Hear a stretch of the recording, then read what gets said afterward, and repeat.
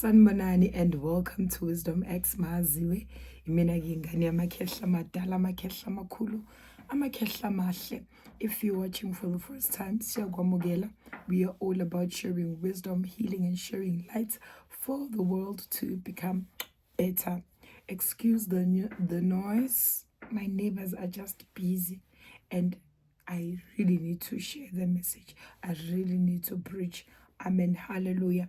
On today's video, I want to speak about the wickedness of Judah. Judah is a tribe of royalty, of kings and queens. So I'm speaking to the king and queens abakwa Israel, ama descendants waka Judah, abantu abaneziphiwo, abantu abanezigodlo. And ngiyazi people have consulted with different prophets, with different healers, and yinini nazi ukuthi maningena ezigodlweni zama prophets, zama healers, zabo bonke labantu benyakubo, yini le beniyibona ngaphakathi, yini le beniyibona ngaphakathi.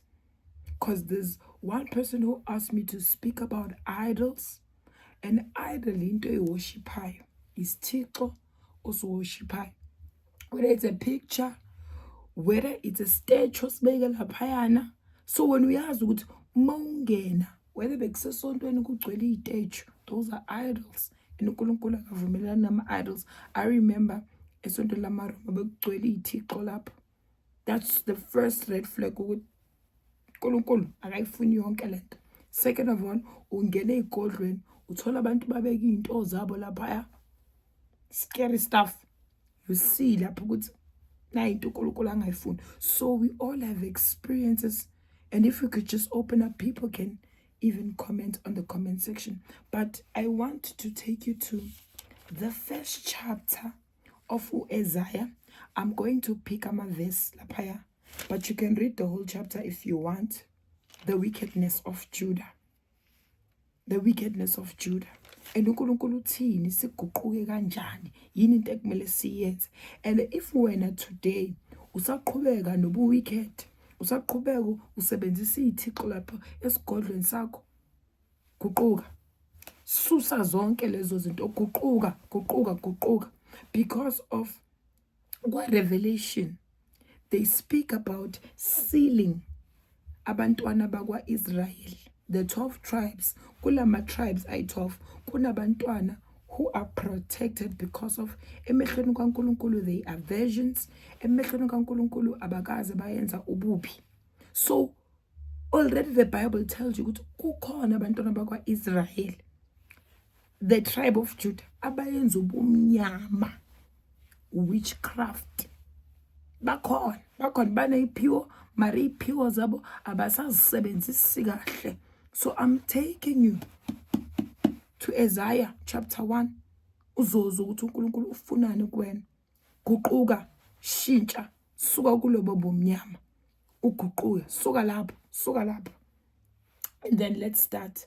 So I will start from verse 11.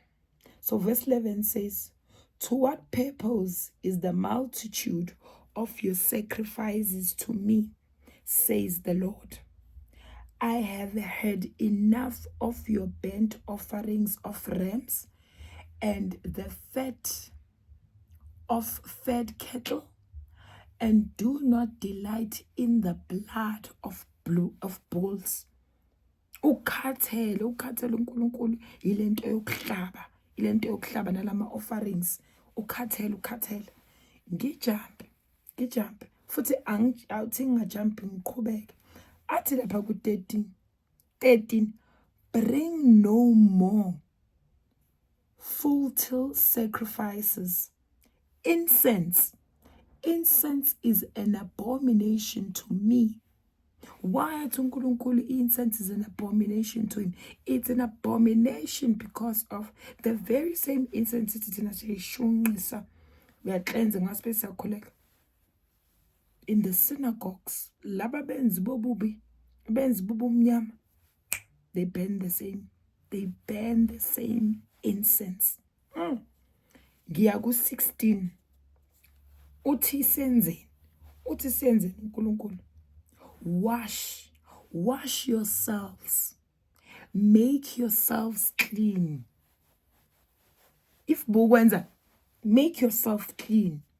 Put away evil of your doings from before my eyes.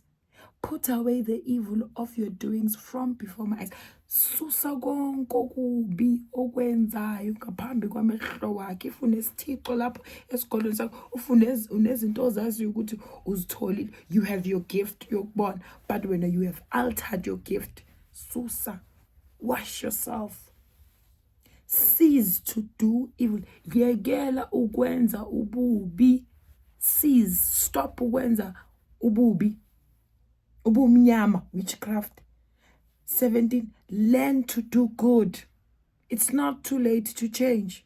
Tell them, awusasiza abantu when it comes to witchcraft, about back to the center, ichitho, and change, mntwana kaJuda. Seek justice. Rebuke the oppressor. Abantu bayamangazi bayakwazi ukucindezela abanye, siyacindezelana, but asikwazi ukucindezela i-oppressor.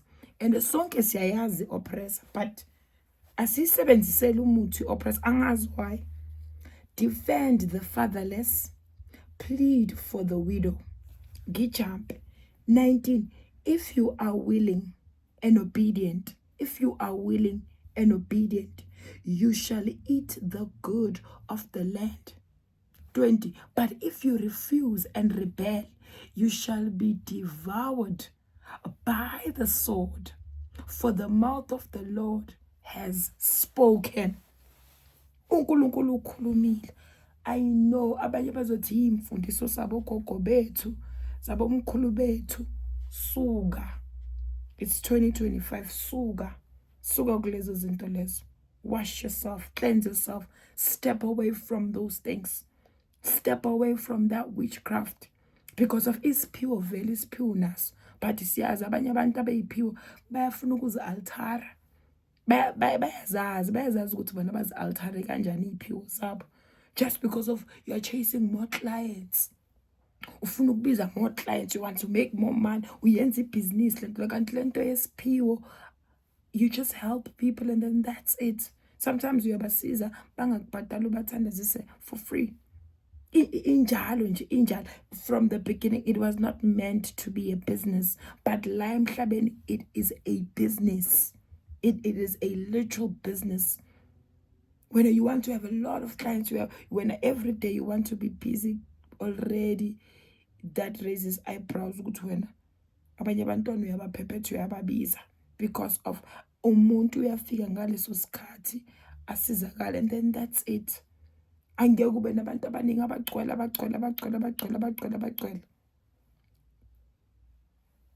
So vulekana amehlo, nina bantwana bokhosi, lungani. Isaiah chapter 1, lungani. Amen. Hallelujah. I love you guys. Akube nobumbano nozwana nothando ngaphakathi kwamakhaya wenu. I'll see you in my next video. Stay blessed. Mwah.